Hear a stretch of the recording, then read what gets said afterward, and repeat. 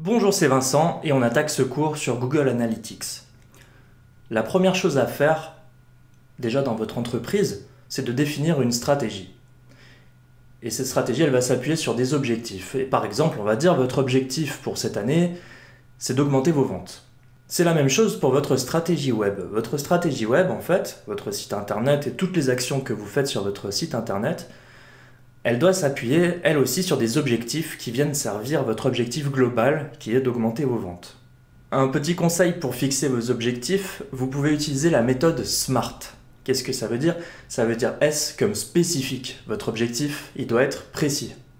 M comme mesurable. Vous devez pouvoir dire quand est-ce que vous l'avez atteint en vous basant sur une quantité. A comme ambitieux. C'est un objectif qui doit vous motiver.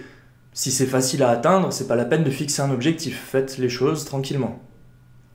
R comme réaliste. Ambitieux tout seul, ça suffit pas, il faut aussi que ça soit atteignable. Et T comme défini dans le temps. Un objectif, on va lui dire une date de fin, de manière à pouvoir savoir si on l'atteint ou pas, si on est dans les clous ou pas. Alors on va prendre un exemple avec la société Jean-Michel Jouet. La mission de la société Jean-Michel Jouet, c'est d'aider les enfants en bas âge à s'épanouir grâce à des jouets de qualité, de fabrication artisanale.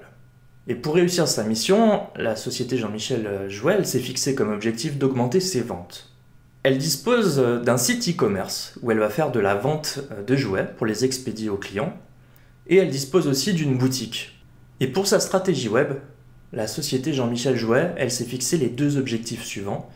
Elle veut augmenter ses ventes en ligne de 20% par exemple, et elle veut aussi augmenter le trafic en boutique, c'est-à-dire se faire connaître sur Internet pour que les gens viennent en boutique. Elle veut augmenter le trafic en boutique de 15% par exemple. Alors comment elle peut faire cette société Jean-Michel Jouet pour savoir si elle a atteint ses objectifs? Et là on va avoir une notion très importante, c'est la notion de KPI. KPI, ça veut dire Key Performance Indicator, ou plutôt indicateurs clés de performance en français. Les indicateurs clés de performance, c'est les chiffres clés qu'on va utiliser pour mesurer l'atteinte ou non d'un objectif. Vous allez voir que grâce à Google Analytics, on peut disposer de tonnes de données différentes. Et si on regarde toutes ces données pour savoir si on atteint ou pas nos objectifs, on ne va pas s'en sortir. Il faut déterminer les données clés qui nous intéressent le plus pour l'atteinte de nos objectifs. Et c'est pour ça que les KPI sont très intéressants. Alors, on va voir des exemples de KPI.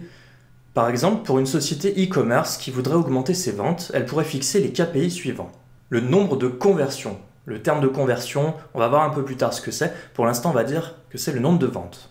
Le taux de conversion, c'est-à-dire sur 100 visiteurs qui viennent sur le site internet, combien réalisent une vente. On pourrait aussi avoir le panier moyen, c'est-à-dire le montant moyen d'une commande. Le revenu sur investissement publicitaire, ou ROAS pour Return on Ad Spend en anglais. On a aussi parfois le terme ROI, Return on Invest, et en français retour sur investissement. C'est-à-dire, chaque fois que je mets 1 euro en publicité, combien est-ce que ça me rapporte en chiffre d'affaires? On va maintenant voir le cas d'une marque de vêtements qui a créé un site internet vitrine. On va maintenant voir le cas d'une boutique de vêtements qui aurait créé un site internet événementiel qui fait pas forcément de vente en ligne mais juste pour faire connaître un peu plus sa marque. Les KPI qu'elle pourrait utiliser sont par exemple les suivants. Le taux de nouveaux visiteurs, c'est-à-dire sur 100 visiteurs, combien de personnes ne connaissaient pas déjà la marque, n'étaient jamais venues sur le site. On pourrait avoir le nombre de pages vues, c'est-à-dire combien de pages ont été visitées sur le site internet. On aurait aussi par exemple le taux de rebond. Le taux de rebond, c'est le nombre de personnes qui viennent sur le site à travers une page donnée et qui en partent immédiatement. Alors bien sûr, il est possible de fixer plein d'autres KPI en fonction de votre situation et d'analyser vraiment un gros paquet de données avec Google Analytics et on va rentrer dans le détail dans les prochaines vidéos. Alors le mieux, c'est de formaliser un petit peu tout ça. Et là, la société Jean-Michel Jouet, elle a retravaillé un petit peu sa copie et elle a défini le schéma suivant. Vous voyez qu'en haut, on va avoir la mission, aider les enfants en bas âge à s'épanouir en leur proposant des jouets originaux et de fabrication artisanale. Ces objectifs pour 2017, Elle en a deux principaux, augmenter les ventes en ligne de 20% et augmenter de 15% de trafic en boutique grâce à Internet. Comme KPI, elle a décidé de retenir pour ces stratégies-là, pour ces objectifs-là, le nombre de transactions, c'est-à-dire par exemple le nombre de conversions, le panier moyen, le taux de conversion.